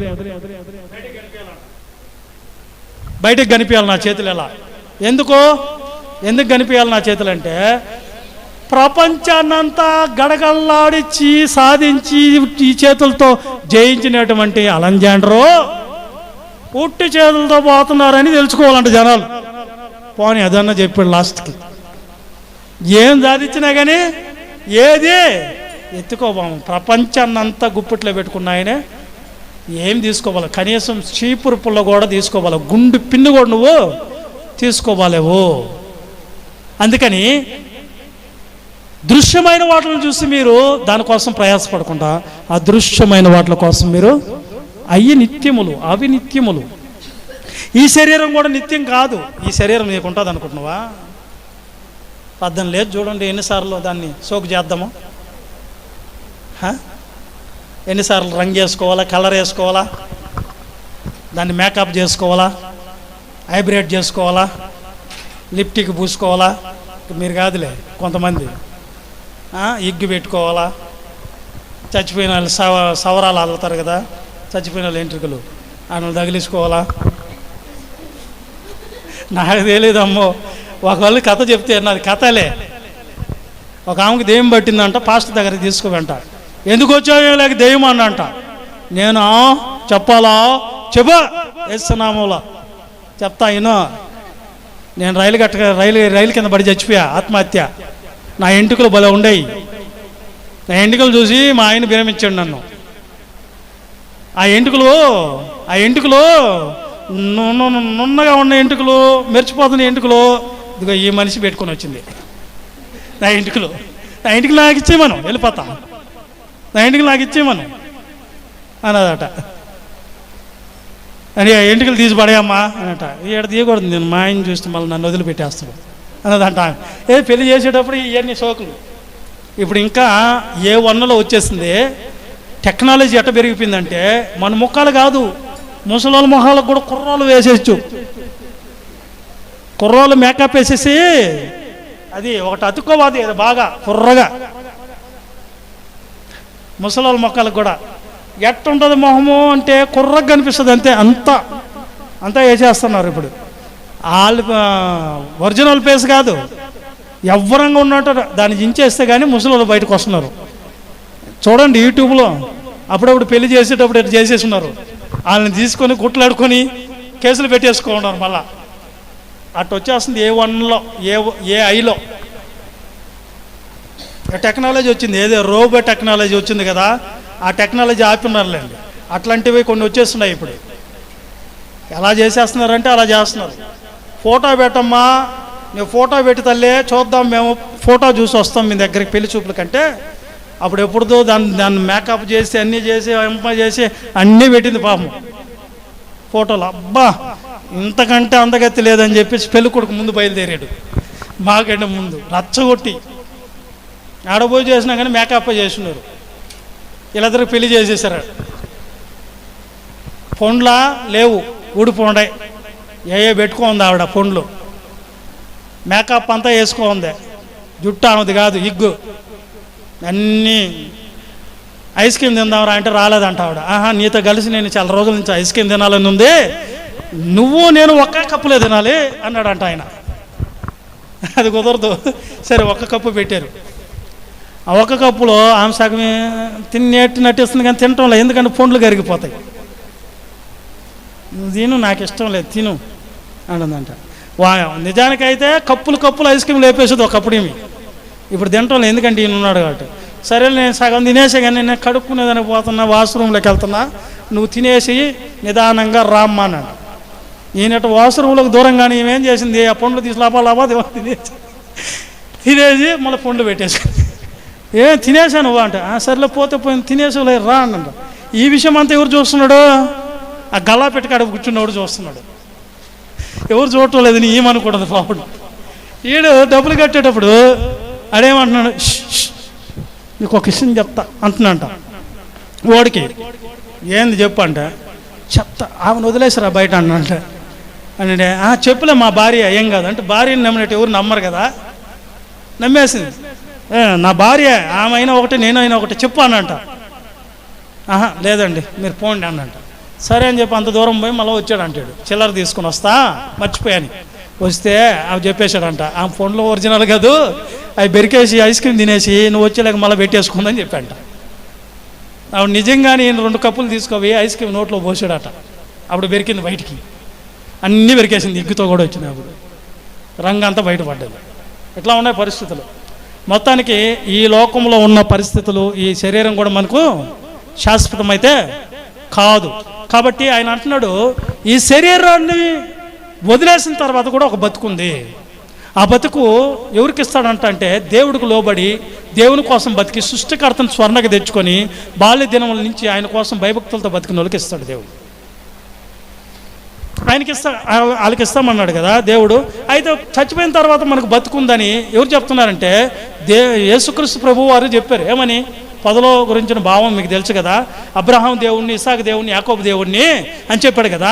వాళ్ళు ఒకవేళ చచ్చిపోయి మృతులు అయిపోతే వాళ్ళ పేర్లు మళ్ళీ దేవుడు ఏం చేయకూడదు, చెప్పకూడదు. ఆయన వాళ్ళు బతుకున్నారు, సజీవులు. వాళ్ళు ఈ భౌతికంగా ఈ శరీరం వదిలేసిన వాళ్ళు ఏమైపోయినారంట, సజీవంగా ఉన్నారు. మనకందరికి కూడా చచ్చిపోయిన తర్వాత ఇంకో బతుకుంది. ఆ బతుకులో మనం ఉండే ప్లేస్ ఏదని డిసైడ్ అవ్వాలి. నిత్య జీవం కావాలా? యేసుక్రీస్తు నందుండు, ఆయన నమ్ముకో, ఓకేనా? ఆయనే మార్గం, ఆయనే సత్యం, ఆయనే జీవం. మనం పరలోకం పోవాలంటే ఆయనే. కాబట్టి ఆయన యందు మనం ఉంటే ఏమైపోతాము చెప్పండి? మనకు దాని గురించి ఏం ఆలోచిస్తాం? చచ్చిన తర్వాత ఏం లేదనుకోబాకండి.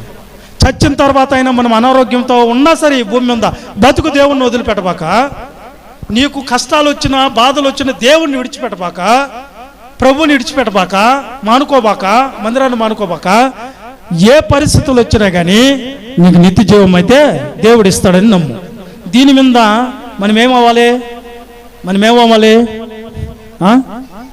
టార్గెట్ పెట్టుకోవాలి, దాని మీద గురి ఉండాలి, దానికోసం నమ్ముకోవాలి. మనం చచ్చినా మనకిస్తాడు దేవుడు పరలోకము.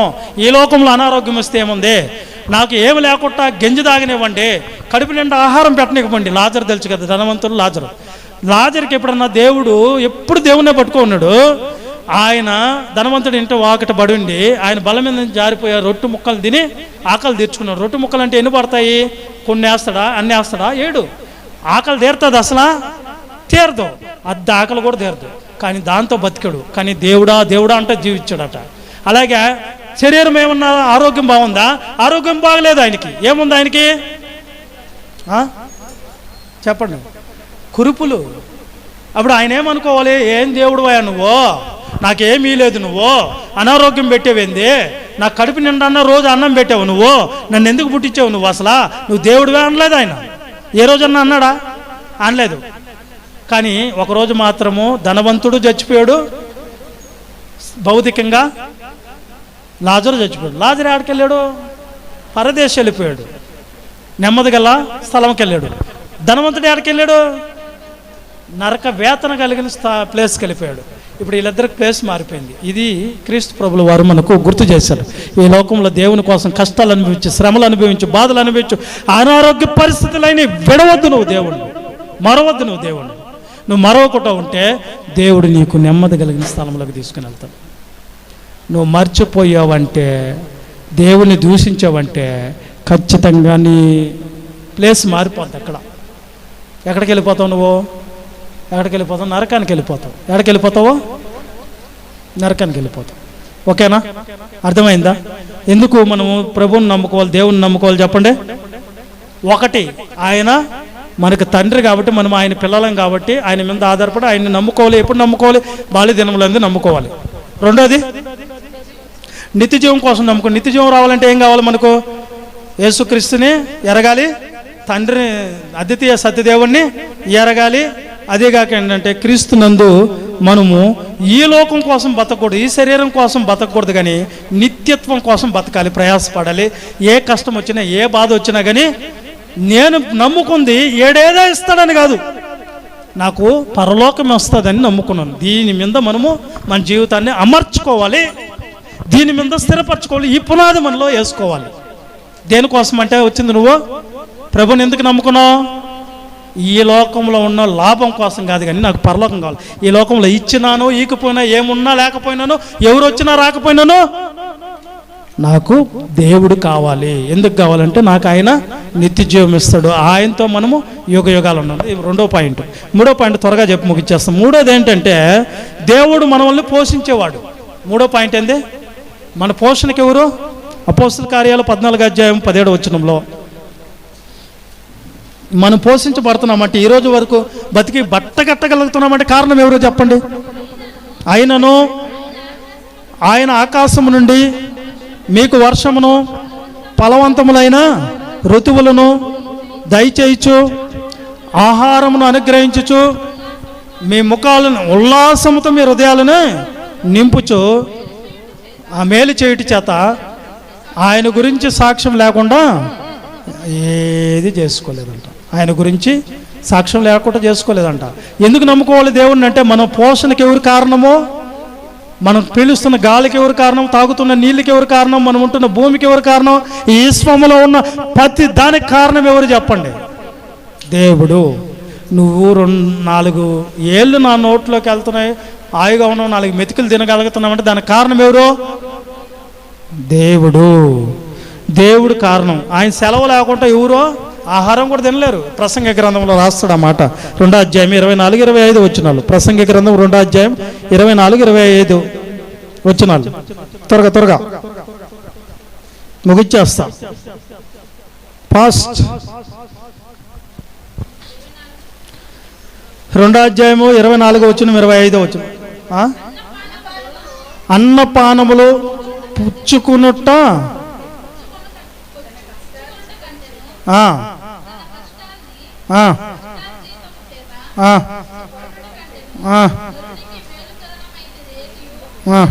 బాగా చదవాలి దాన్ని. అన్నపానములను పుచ్చుకున్నట కంటేనా కష్టాజీతం చేత సుఖపడేట కంటేనో మేలుకరమైంది ఏది లేదు. ఇదిను దేవుని వలన కలిగినని నేను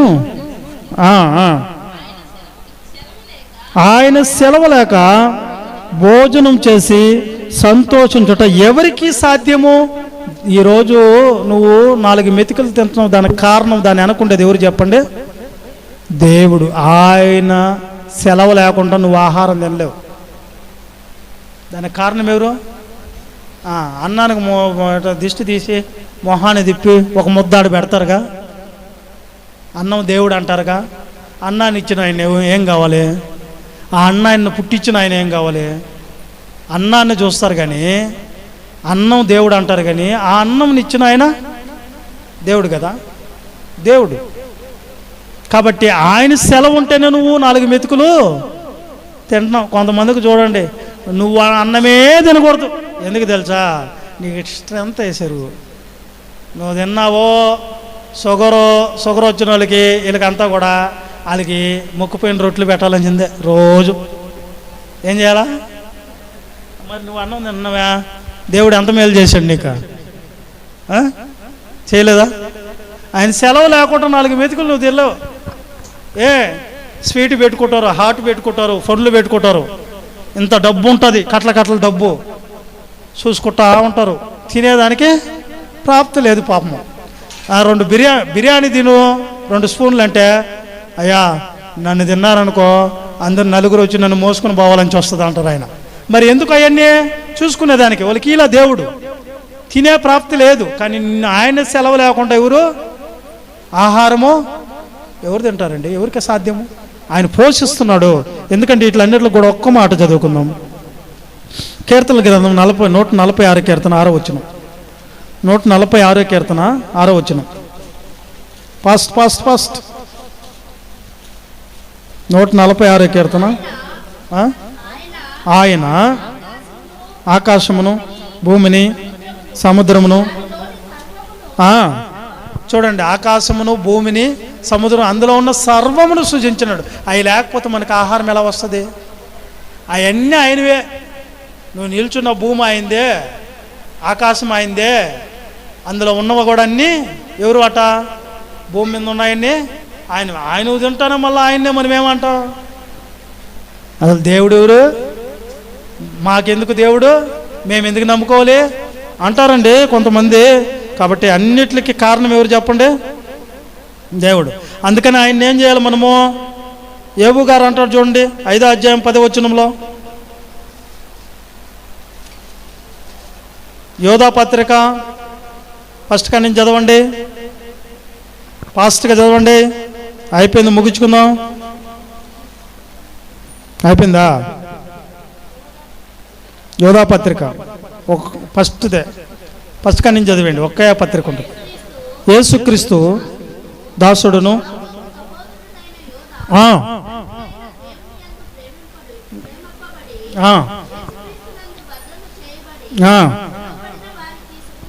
యేసుక్రీస్తునందు మిమ్మల్ని అందరినీ అన్నిటిని భద్రం చేశాడంట దేవుడు. వర్షాన్ని ఇస్తూ మిమ్మల్ని పోషిస్తూ ఆయన సెలవు ఉంది. నువ్వు 4 మెతుకులు తిని హా అన్న అవుతున్నావంటే ఎవరు సెలవు ఇచ్చాడు? ఆడ ఈ పూట నువ్వు తినకూడదంటే దేవుడు నీకు లేదు ఆడ ప్రాప్తి. ఏ రోజు ఏం సంభవించనో, ఏ నిమిషానికి ఏం జరుగునో ఎవరి చేతిలో ఉంది? ఇదంతా దేవుడి చేతిలో ఉంది. నీకైతే ఆ పరిస్థితి రాకముందే సృష్టికర్తను ఏం చేసుకోవాలి? నువ్వు స్మరణకు తెచ్చుకో. పేక కోసేసి పేకలు వేయించి పైపులు పెడుతున్నారు కొంతమంది ముక్కులు వేయించి పంపిస్తున్నారు. ఆ పరిస్థితి నీకు రాలే. నువ్వు తినే పేపుతుంది, వాళ్ళకి జ్యూస్ పోసినా కానీ పాతుంది, కడుపులోకి పంపిస్తున్నారు. ఆ పరిస్థితులు ఎంతమంది ఇప్పుడు కూడా హాస్పిటల్లో ఎంతమంది బాధపడుతున్నారు చూడండి. ఆ పరిస్థితులు నీకు రాకముందే నీ సృష్టికర్త అయిన దేవుడికి స్వర్ణకు తెచ్చుకొని ఆయన కోసం బతుకు, ఆయన కోసం లోబడండి, ఆయన కోసం మారు. వేషాలు వేయబాకండి, నాటకాలు వేయబాకండి. ఎన్ని చెప్పినా కొంతమంది మారరు. ఎన్ని చెప్పినా మారని వాళ్ళ కోసము మనం ప్రాణం పెడతామన్నా కానీ వాళ్ళు మారరు అని నాకు అర్థమైంది. ప్రాణం పెట్టడం కూడా వేస్ట్, వాళ్ళ కోసం మారరు. అర్థమైందా?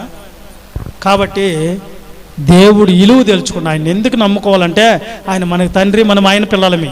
రెండోది ఎందుకు నమ్ముకోవాలంటే నిత్య జీవము ఆయన ద్వారా, ఆయన కుమారుడు అయిన యేసుక్రీస్తు ద్వారా వస్తుంది. కాబట్టి ఆ నిత్య జీవం కోసం మనం ఈ భూమి మీద అనిత్యములైన వాటిని వదిలిపెట్టి నిత్యమైన వాటి కోసం బతకాలి అన్నాడు. ఈ లోకం కోసం కాదు. ఓకేనా? మూడోది ఏంది? ఆయన మనకు పోషకుడు కాబట్టి మనం ఏం చేయాలంట? నాలుగోది ఏంటంటే జీవమును ఊపిరిని సమస్తమును ఆయన దయచేవాడని. కాబట్టి అపోస్తుల కార్యాలు 17:25 చదువుకొని ముగించుకుందాం. ఆయన సమస్తాన్ని ఇచ్చేవాడు కాబట్టి, జీవమును ఊపిరిని సమస్తమును ఇచ్చింది ఆయనే నీకు. అమ్మా, ఈరోజు నువ్వు ఇలా ఉన్నావంటే అవన్నీ ఎవరిచ్చారు తెలుసా? దేవుడే. ఊపిరిని ఇచ్చింది ఆయనే, జీవాన్ని ఇచ్చింది ఆయనే, నీకు సమస్తము. ఒకవేళ నీకేదన్నా ఇల్లు కలిగి ఉన్నావంటే అది ఇచ్చింది దేవుడే అట్ట. నువ్వు ఈరోజు జీవంతో ఉండదే ఆయన ఇచ్చిన సెలవేనంట. ఈరోజు నువ్వేదో అటు ఇటు బతుకుతున్నావంట అది కూడా ఎవరు సెలవంట? దేవుడే. సమస్తం ఆయన ద్వారా, సమస్తం ఇచ్చింది ఆయనంట. 28వ వచనం, మనము ఆయన ఎందుకు బ్రతుకుతున్నాం. ఎవరు ఎందుకు బతుకుతున్నారు? మీరు ఎవరు సెలవుతో బతుకుతున్నారు? దేవుని సెలవుతో బతుకుతున్నాం. ఆయన ఎందుకు మనం బతుకుతున్నాము? చెలించుచున్నాము, ఉనికి కలిగి ఉన్నాం. నువ్వు అలా కదులుతున్నావంటే, అట్లా మెదులుతున్నావంటే, అలా ఉన్నావంటే కారణం ఎవరు చెప్పండి? ఎవరు కారణమా? ఎందుకని చెప్పండి, చెప్పండి ఫస్ట్. ఎందుకని? నువ్వు అలా ఉనికి కలిగి ఉన్నావంటే, అలా చెలించుచున్నావంటే, అలా జీవిస్తున్నావంటే దానికి ఎవరు కారణము? దేవుడు. ఆ ఆత్మ అనేది నీలో ఏం చెల్లిపోతే కదలుతావా?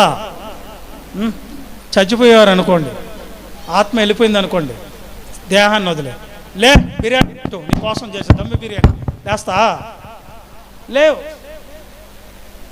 గుమ్మగుమ్మల వాసన వస్తుంది, అబ్బా బాబా బలం ఉంది, తిను తిను అంటే తింటుంది. అదే అది పోయిన దాకే నీ విలువ. అది పోయినప్పుడు తెలిసిద్ది. తీసి తీసి ఈ దరిద్రాన్ని తీసింది, త్వరగా తీసింది. నాకు ఆవిడ అంటుంది, నన్ను ఎంతో ఇష్టపడి ఎంతో ప్రేమించి చేసుకున్నాడు ఆయన, చచ్చిపోయాడు, నేను భార్యను నా ఇంట్లోనే పెట్టుకుంటా అన్నది. పెట్టుకుంటా అంటే ఎత్తుకున్న వాళ్ళని సమాధి శ్మశానాలకు తీసుకుపోతా. మీరు తీసుకోపోయేదానికి లేదు, నేను నా దగ్గరే పెట్టుకుంటా అన్నది. వాళ్ళకి కోపం వచ్చేసి అడి ఇసురు కొట్టేసే, పెట్టుకోపో నీ ఇంట్లో అని చెప్పాను. మళ్ళీ పోయి వాళ్ళని పోయి కాళ్ళు పట్టుకుంది. ఎందుకో? ఆయన అంత ప్రేమించినవాడు అయినా కానీ 4 రోజులు పెట్టుకోరు. నీ జీవితం అది, మన జీవితం అది.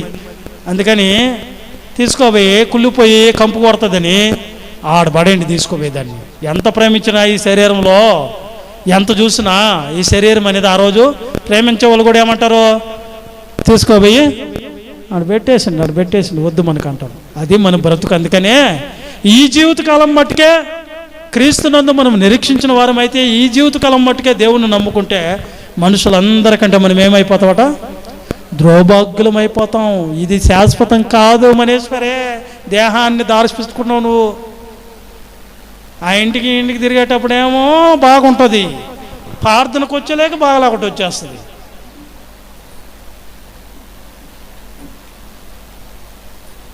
బాప్తీసం తీసుకున్న వాళ్ళు కొంతమంది ప్రార్థనకు రావట్లేదు, మంగళవారాలు రావట్లేదు, సాకులు. ఎన్ని రోజులు సాకులు తెప్పించుకుంటారు, నా కళ్ళు కప్పెడతారు. కప్పెట్టండి. మనిషిని హృదయము మోసకరమైంది, దేవుడికి తెలుసు. కిందనే ఏం చేస్తున్నారో అవన్నీ సేవకుడుగా నేను కనిపెట్టలేకపోవచ్చేమో, కానీ దేవుడైతే చూస్తున్నాడు. ఆయన కళ్ళు అయితే చూస్తున్నాడు. దానికి తగిన ఫలితం వచ్చే లోపు నువ్వు మారకపోయావో, నువ్వు అడ్రస్ ఉండవు, నీ శరీరం మారిపోద్ది, నరకానికి వెళ్ళిపోవడం బేక. ఓకే, ప్రార్థన చేసుకో.